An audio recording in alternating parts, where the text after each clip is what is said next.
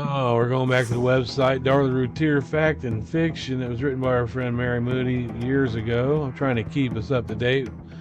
This is a good source of research for the Darlie Routier case, 1996, Rowlett, Texas, death row. I've done the introduction, who's who, the Routier statements, the arrest warrant, author Barbara Davis, and the myths. I went through the fingerprints, the wine rack, the towel, the blood on Devin's shirt, the bloody kitchen towels, the carpet impression, and now we're at the carpet fibers. Supporter claim would be if the butcher knife had made the impression in the family room, there would have been carpet fibers on it. Charles Lynch did not find any carpet fibers on the knife. That much is true.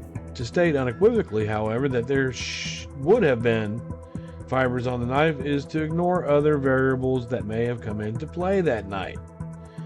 Two of those variables are detailed below. Mosty, if that knife was laid down on that carpet, you'd expect to find carpet fibers on that knife, wouldn't you? Lynch, if a bloody knife came into contact with that carpet, I would expect to find a couple of carpet fibers, yes. Mosty, okay, but in your judgment, if that knife went down on the floor, it surprises you that you would not have carpet fibers on that knife.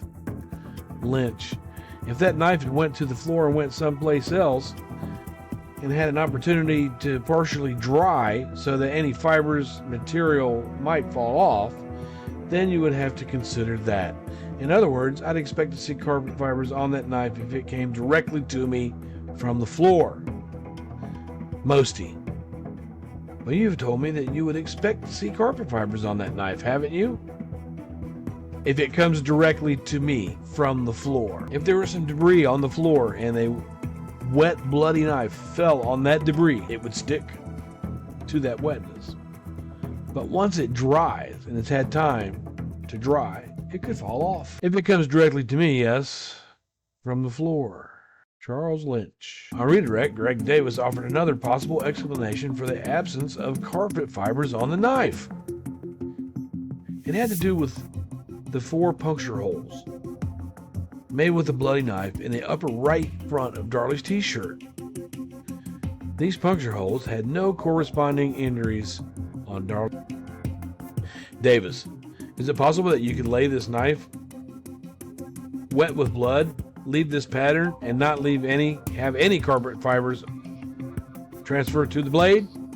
Lynch, that is possible. Davis, let me give you a different scenario. Assume this bloody knife was laid on this carpet. That blood transferred from this knife to this carpet to produce this stain, and carpet fibers were left on the blade, okay? Then assume that knife blade came in contact with something else, for instance, a t-shirt. Would it be possible in that contact for those carpet fibers to be transferred from the knife to other material, so that when you see the knife in your lab, you don't see carpet fibers? Yes, sir. Davis, for instance, if it was used to attack another person after it was laid on the carpet. Lynch, yes, sir. Or was it used to produce the defects in a t-shirt? Yes, sir. Davis, by the way, did you examine the defendant's t-shirts for evidence of carpet fibers? Lynch, yes, I did. There were 3 carpet fibers on the defendant's t-shirt and 2 on Damon's t-shirt that were microscopically the same as the carpet in the family. Davis, those defects in the right shoulder area of the defendant's t-shirt, do you have an opinion whether or not they're more consistent to have been self-inflicted rather than an intruder produced those defects? Talking about the 4 holes that were in the top of Darlie's Victoria's Secret nightgown that looked as if someone was practicing to see how much pressure they would have to use with a knife. Lynch, it would be my opinion that they were self-inflicted. To cause those defects at that deep depth of penetration, you need to have a tension on the shirt, and it needs to be a short, measured jab. If you go at the material slowly, contact the material, and continue to push, when the blade does eventually go through, you get a large tear, much larger than what you have there. Those are more consistent with pokes through an extended t-shirt, and in the 16 years I have not seen a killer perform that in fashion. It's very important. They want to use Charles Lynch when it suits them. But let's not forget about this bit of testimony here about those 4 practice spots in Darlie's Victoria's Secret nightgown. Note, Darlie met with Charles Lynch on June 11, 5 days after the murders. Davis, did you discuss her injuries with her? Lynch, yes, she showed me her neck scar, a scar on her left front upper chest, and a scar on the right arm.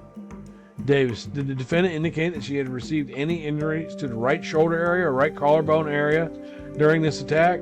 Lynch, no. Conclusion, it is reasonable to conclude that the butcher knife made the impression on the family room carpet.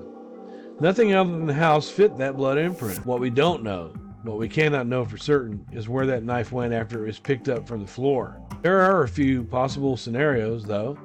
First, as bloody as the tip obviously was, what few fibers that might have adhered could have easily slid down with the blood as it dripped back onto the carpet. Second, depending on how much time passed after the knife was picked up and before it was placed onto the kitchen counter, the blood could have simply dried enough to allow the fibers to fall off. Third, the carpet fibers found on Darlie and Damon's t-shirts may have been transferred from the knife as she self-inflicted the puncture holes in her t-shirt and or stabbed Damon a second time. Chew on that. These are where the facts are. These are thoughts that supporters don't take into consideration when they defend Darlie Routier for the murders of Devin and Damon. You can Google Darlie fact and fiction.